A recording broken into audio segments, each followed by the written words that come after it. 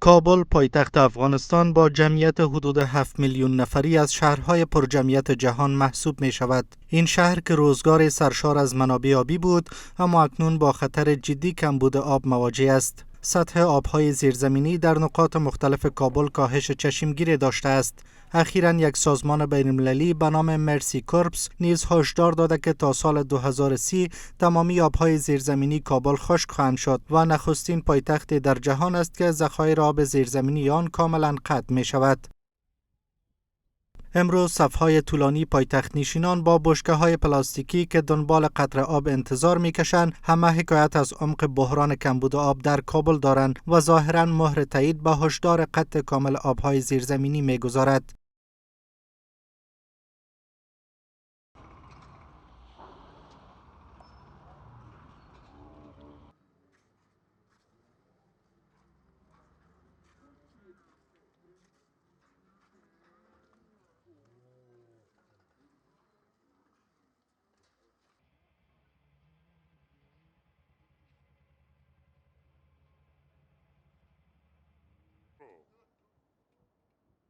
زاهدالله بیش از یک دهه است که شرکت حفر چاه عمیق در کابل دارد. او میگوید که در سالهای اخیر سطح آبهای زیرزمینی در مناطق مختلف کابل عمیق‌تر شده است. زاهدالله به گونه مثال از خیرخانه نام میبرد که به گفته او 4 سال پیش تا حدود 80 متر چاه حفر میکردند و آب کافی میداد، اما اکنون سطح آب در این منطقه به بیش از 140 متر فرو رفته است. خیرخانه څخه کې مخکې مقصد د نن 3 کاله یا 4 کاله مخکې شاوخوا اوبه وې او 80 متره 80 متره څاګانې مو چولې ښه صفي اوبه وې، یعنې ښه هر چا دپاره کیفیت یې کوو. اوس هلته داسې شته چې په 80 مترې کې غړپ اوبه هم نشته، 1 ساعت نیم ساعت اوبه هم نه ورکوي. هلته مثال څاګانې اوس 130 140 متره څاګانې هسې د یو کور کیفیت کوي، لکه یو حمام وي یا یو بلاک سیستم وي که نه، بلاکو اوبه مصرف لږ زیات وي، بلاکو والا اوبه ډېرې مصرف وي. هلته اوس 200 ته 220 ته اوس تیمنۍ څخه د مثال د خبرې مخکې اوبه وې 100 کې 120 مترو کې، اوس خلک کوشش کوي د پاسې اوبه یو رقم مواد ور واچول، د پاسې اوبه یې بندې کړې چې پاسې اوبه بندې کړې، لاندې اوبه خلکو استفاده کوي، د پاسې اوبه یې بندې کړې، خراب کړې، خرابېدو د وجې هغه اوبه هم لاندې لاړې.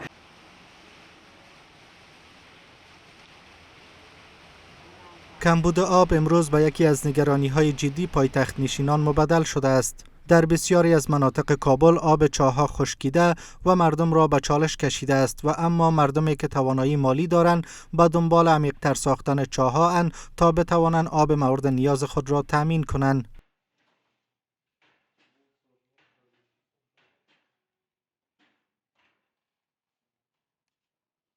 در قلعچه کابل به خانه می رویم که سطح آب چاه آن کاهش یافته و اکنون ماشین چاهکنی آوردن تا آن را عمیق‌تر سازند. چاهکن میگوید که در گذشته در این منطقه در حدود 12 الی 13 متر سطح آب بود، اما اکنون به بیش از 20 متر رسیده و همین گونه در ساحات مختلف کابل سطح آبهای زیرزمینی کاهش یافته است.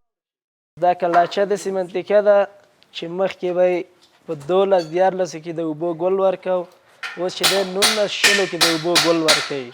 همدغسې دا سرکینو چې و سرکینو کې به په 80 کې خاصه اوبه ورکوله، اوس په 1.5 کې اوبه نه ورکوي. همدغسې کارتینو دا ټوله منطقې چې دي دا خو د ټول کابل اوبه یې ډېره کته تلې ده. در غرب کابل بحران آب عمیق‌تر به نظر می رسد. صف‌های طولانی برای دست یافتن به قطره آب. حتی زنان و کودکان با بشکه‌های پلاستیکی در صف‌ها به انتظار برای به دست آوردن آبند. به دلیل قطع نل‌های آب، مردم اینجا به مساجدی که چاه‌های عمیق دارد برای به دست آوردن آب صف می‌بندند. فاطمه میگوید که روزانه حدود 3 تا 4 ساعت انتظار می‌کشد تا بتواند آب به دست بیاورد. اینجا مشکلات بیابی خیلی زیاد است. ما تقریبا 2.5 ماه شده که در اولی ما شرکت آبرسانی آب ندادن. دیگه ما هر روز اینجا پشت آب میاییم. تقریبا شاید روزی 3 ساعت 4 ساعت منتظر باشیم تا یک دفعه ما بتونیم بشکای خود پر کنیم و آب ببریم. از 5 بجه صبح یا 4 بجه صبح که اینجا تو امروز خیلی بربار کم است، هر روز زیاد بربار میشن. اینجا بشکه است و مردم است تا تقریبا 10 بجه شب. مشکلات زیاد است دیگه. اینجا روزانه روزی یک دفعه اینجا پیش چاشت میریم یک دفعه بعد چاشت می خانه هم که مشکل زیاد است از خاطر آو دیگه. یعنی باز وقتا کالا میشه آو نیست، باز وقتا آشپزی این چیزا آو زیاد دکار است. در کوچه و پس کوچه های دشت برچی مردم تشنه آبند. به گفته باشندگان محل برخی ها حتی نیمه های شب و یا هم 4 صبح در مرکز توزیع آب در مساجد حضور می یابند تا بتوانند زودتر از دیگران آب به دست بیاورند. تا 9 شب اینجا هستیم، 9 بجه هستیم تا 10 بجه شب اینجا برای مردم او توزیع میکنیم. همین شب گذشت برق نداشتیم، سولار ما کار نمیکرد، این جوای ما خلاص شد. مردم های بیچاره اگه پیر بود، جوان بود، بچه بود، این سیاسر بود، این کلی الا رفت بیا رفت. این سبا که آمد گفت ما وضو نداریم، یک تعدادش که گفت ما تیمم که خواندیم از بیاوی. در این ساحه که میای به خاطر آب از 1 بجه شب میای در صف استاد میشه، 1 بجه شب تا غروب آفتاب تا آذان مغرب. در بعض ها ما میرسه، در بعض ها نمیرسه، اونم تو بشکه خود گرفتن میرن. مشکلات آب در این ساحل زیاده، به اوج بالا رسیده. نمیتونی که یک شای مؤسسه برادری همه مخلوق برادری تامین آبش بکنه. در کابل فیصدی کمی از مردم به آب نل دسترسی دارند که آن هم آب مداوم ندارد و نمیتواند نیازمندی مردم را برآورده کند. در ساحه خیرخانه نیز مردم با این مشکل دست و پنجه نرم می‌کنند. عبیدالله از باشندگان 500 فامیلی میگوید که از 3 ماه به این سو آب نل خانهشان قطع است و مجبورند روزانه تا حدود 300 افغانی را آب خریداری کنند. آنان امروز در خانهشان مراسم هم دارند که تامین آب برای تهیه غذا برایشان دشوار شده است. آب نمیه، آب مدنی میگیریم، خیلی با یک مشکل است. آب هم پیدا نمیشه، استاچو باز یک زرنگ میه و هم گاهی میگه دارم گاهی میگه ندارم. کتی مردم تو دیگه دمی جنجال گرفتار هستیم دیگه او نیست و فعلا دیگه زمین خریده میریم از زمین. مدت 1 سال شده که همی کار پیش میبرم و کمبود آب هم بسیار زیاد شده. مردم آبای زیرزمینی کابل کم شده و طرف بشوری رفته کم هم شده دیگه. مردم زیاد آب مدنی میخرن و به خاطر یگان تا میخره که کارخانهش در بلاکا یگان جای او ندارن دیگه، به خاطر کارخانه و ششتنی گپا میخرن دیگه. مردم به خوردن آب مدنی را زیاد میخرن. نسبت به گذشته کار زیاد شده، خب مگم زرنج هم زیاد شده، مردم زیاد بیکار هم است، بیا هم از روزگار خراب شده دیگه. روزانه 1400 لیتر 500 لیتر مفرشیم. در بسیاری از نقاط شهر کابل به دلیل کمبود آب مردم ناگزیرند که آب خریداری کنند، آن هم به قیمت گزاف. برخی ها میگویند در شرایطی که مشکلات اقتصادی دامنگیر همه شده خرید آب برایشان دشوار است. در سر ادرای 500 فامیلی چاه خوش شده است. آب ما از طریق شرکت ها بود، شرکت ها هم فعلا فامیلی چاهشان خوش شده است. چاه شخصی خیلی نتیجه نمیده، به خاطر دیگه تقریبا در 200 متر آب میده. چاه شخصی هم ما خوش شده و چاهی که 100 متر 150 متر بود همگی حال نیازهای مردم فامیلی او چیز نمیکنه. همه خوش شده این فامیلی. اون تانکرها هست که از پایین میدان هوایی میارن آب اینجا به مردم توزیع میکنن منتها به قیمت بلند. تانکرها هم به مردم درست رسیده که این نمیتونه وقتی که میرن که آب مثلا از طرف دیساب بیارن اونجا هم تقریبا میگه ما 4 ساعت تا 5 ساعت منتظر میمونیم که نوبت ما برسه تا تانکرها خود پر کنیم. اینجا هم مردم چون ضرورت به آب بیشتر است، تقریبا نمیگذاره که ما زندگی میکنیم بیشتر از 10,000 خانه است دیگه، بیشتر از 10,000 خانه است و یک قیمت آب بالا بردین و دومی که به مردم درست رسیدگی نمیشه.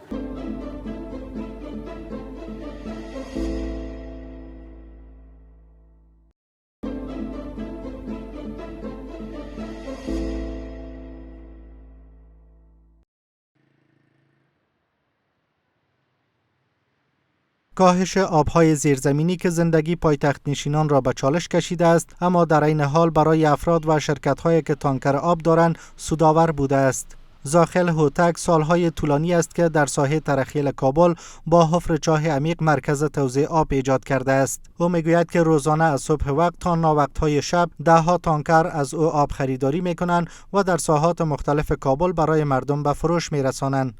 د اوبو د ډېر غټ مشکلاتو د وجه نه دلته ټانکرونه ډېر راځي، موږ ته ډېر راځي، دا خواته د ښار ټول هغه سایډ راځي. دلته موږ بس د سهار د وختي نه تر ماخستنه پورې دلته د اوبو د خدمت د خلکو خدمت دپاره د اوبو ورکول دپاره ټانکرونه ډکوو. بس اخواته خلک ډېر په مشکل کې دي، اوبه ورځ تر بلې په کمېدو دي، خلک ضرورت لري او بس راځي د همدغه ځای کې بس د موږ نه اوبه وړي خلک. او که عموما در کل کابل کموی است، بیشتر از اینکه در منطقه کوههای بلند که است، کوه تلویزیون، کارت سخی، قوای مرکز، حتی شارنا و مسیر ما از بسیار جاها را میبریم. بیاوی که در عموم در کل کابل است.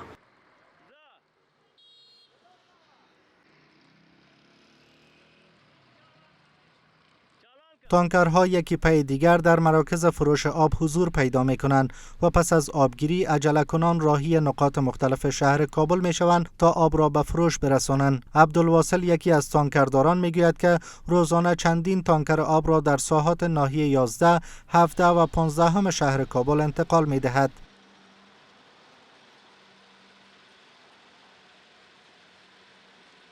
روزانه 4 پیره یا 5 پیره ایمی هر پیره ما 8000 لیتر میبره در نقاط ناحیه 11 17 15 توزیعات او داریم دیگه. روزانه به مردم او زیاد میکنه بیاوی است، مشکلات او در سایه کابل زیاد است.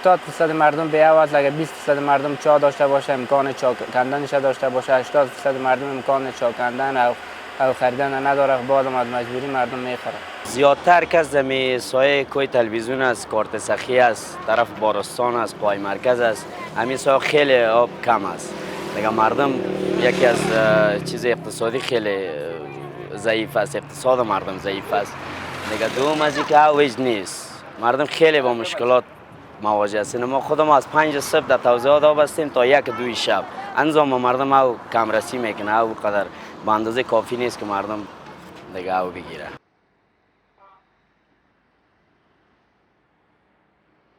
با این حال کاهش بارندگی ها و خشکسالی های دوامدار، ازدیاد بیش از حد نفوذ، نبود چاه‌های جذبی، استفاده بی‌رویه مردم و شرکت‌های صنعتی از آب‌های زیرزمینی از عوامل مهم و تاثیرگذار در زمینه کاهش سطح آب‌های زیرزمینی در کابل دانسته می‌شود. آگاهان بحران آب در کابل را نگران کننده می‌دانند و هشدار می‌دهند که ادامه این وضعیت در آینده نچندان دور پیشبرد زندگی را برای پایتخت نشینان بیش از حد تصور دشوار خواهد ساخت. در کابل امیال از اثر پایین رفتن آبای زیرزمینی که گفته میشه تا 150 متر چاه‌ها در بعض ساحات خشکیده، این باعث میشه که وقتی شما آب صفرای آبی را بگیرین، زمین دیگه برداشت وزن طبقات بالا را نمی‌داشته باشه و نشست زمین صورت میگیره. نشست زمین ما دیدیم که بر اساس مطالعاتی که آخرین مطالعاتی که صورت گرفته در غرب کابل تا 5 سانتی در سال زمین نشست میکنه. تا وقتی که نشست یک نواخت از شما حس نمیکنین که زمین نشست کرده، اما یک زمان میرسه که نشست قسمی میشه. نشست وقت قسمی شه و این معنی که یک قسمت زمین کمتر نشست میکنه، یک قسمت زیادتر، و در این زمان باز باعث ایجاد درزا میشه. مثل که در ایران ما شما دیدیم، مثل در یک کشور دیدیم که این درزا باز کیلومترها میتونه طول داشته باشه. زیربناها، سرک‌ها، هر چیزی که در مسیر از این درزا وجود بیه او رو میتونه تخریب کنه. و شما تصور کنین که اگر در کابل چنین چیز اتفاق بیفته ما در چی حالت در حقیقت مواجه خود بودیم. برخی دیگر فعالیت شرکت‌های ساخت نوشابه‌ها و آب معدنی را در کابل که از آب‌های زیرزمینی استفاده بیش از حد دارند برای عمیق‌تر شدن بحران آب در کابل تهدید می‌دانند و هشدار می‌دهند که اگر حکومت جلو استفاده بی‌رویه این شرکت‌ها از آب‌های زیرزمینی را نگیرد، خطر خشک شدن کامل آب‌های زیرزمینی خارج از تصور نخواهد بود. دولت میتونه که در این عرصه به مردم آگاهی کنه. دولت میتونه پالیسی ها و قوانینی که اینا ساخته را بالای مردم به صورت جدی تطبیق کنه. زمانی که یک شخص به اجازه چا در خانه خود افت میکنه باید برش اجازه داده نشه.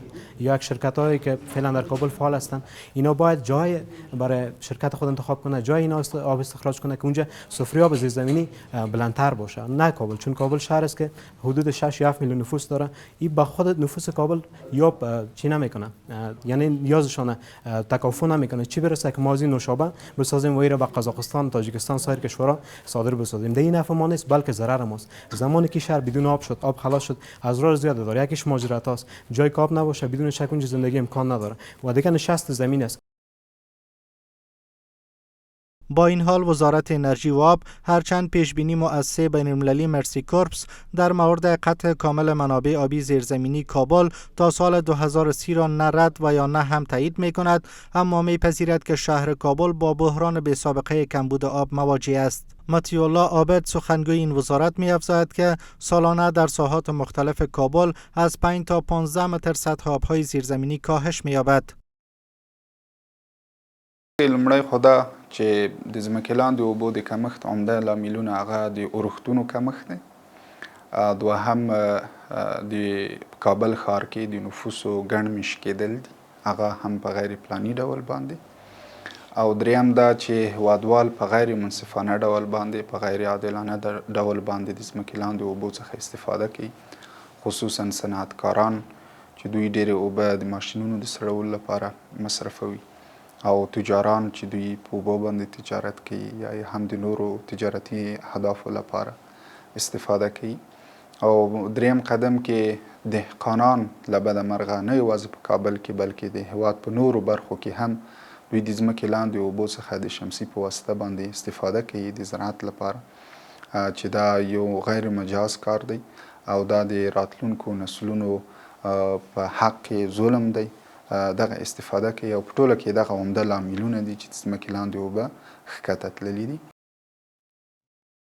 آقای عابد تاکید می‌کند که برای مهار بحران آب و عمیق‌تر شدن آن در کابل و سایر ولایات کشور وزارت انرژی و آب طرزالعملی را ایجاد کرده که هر فرد و یا شرکتی که قصد استفاده از منابع آب‌های زیرزمینی را داشته باشد باید این وزارت را در جریان بگذارد. با گفته وی از بند و شاه عروس واقع ولسوالی شکردره نیز 5 میلیون متر مکعب آب به شهر کابل انتقال داده خواهد شد و در ضمن تلاش می شود تا از سایر بندهای آب و حتی از پنجشیر نیز آب به کابل انتقال یابد. لومړی لویه پروژه چې د اوبو انرژۍ وزارت له لوري هغه بشپړه شوه، ګټې اخیستنې ته وسپارل شوه. هغه په شکردرې ولسوالۍ کې د شاه عروس بند پروژه وه چې کولی شي د کال په جریان کې تر 10 میلیون متر مکعب اوبه تنظیم کړي او کولی شي کابل ښاریانو ته تر 15 میلیون متر مکعب پورې اوبه هم برابر کړي. 2200 هکتاره کرنیزه ځمکه خړوبوي او 1.2 میګاواټه برېښنا تولیدوي. دې ترڅنګ د کابل په مختلفو ولسوالیو کې چکډمونه هم جوړ شوي دي چې دا هم د ځمکې لاندې اوبو په تغذیه کې مهم رول لري. او د دې ترڅنګ دا چې د پغمان ولسوالۍ د کابل ښار د ځمکې لاندې اوبو د تغذیې لپاره یوه مهمه سیمه ده، په دغه سیمه کې هم د اوبو انرژۍ وزارت له لوري فعالیتونه ترسره شوي دي. قرغې بند کې پروژې پلي شوي دي چې په میلیونونو ټنه ترسبات ترې ویستل شوي دي چې دا د ځمکې لاندې اوبو په تغذیه کې مهم رول لري. با این حال نگرانی ها از عمیق‌تر شدن بحران آب در کابل در حال مطرح می شود که افغانستان در فهرست آسیب پذیرترین کشورهای جهان ناشی از تغییرات اقلیمی قرار دارد. با باور آگاهان در شرایطی که افغانستان با کاهش شدید بارندگی ها و افزایش خشکسالی های دوامدار مواجه است، اگر حکومت برای مدیریت آبهای سطحی و زیرزمینی کشور اقدام جدی نکند، در آینده نه چندان دور نه تنها در کابل بل در بسیاری از ولایت‌های دیگر کشور نیز مردم با کمبود آب مواجه خواهند شد.